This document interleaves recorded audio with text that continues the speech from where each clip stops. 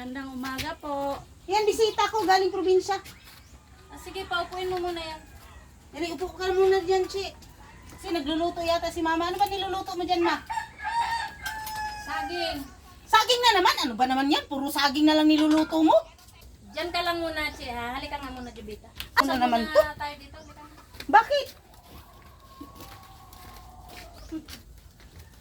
Bakit na naman, Ma?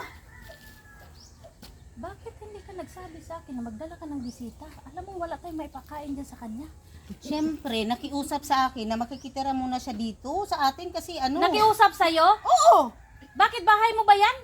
Bahay natin! Hindi ka muna nagsabi sa akin? Kailangan pa talagang bang magpaalam, respeto. Ma? Kailangan pa magpaalam? Abay, natural. Ano ba naman yan? Parang hindi mo ako anak, ah. Kung bahay mo yan, wala akong karapatang magharang sa'yo. Pero andito pa ako. Buhay pa ako, di sana sa akin ka nagpaalam. Hindi yung dala ka nagdala ng bisita dyan. Alam mo nga ang sinaing ko ay saging lang. Ano ngayon, may papakain mo ba yan doon? Mamaya, maarte pala yan? Hindi naman maarte yung kaibigan ko, ah.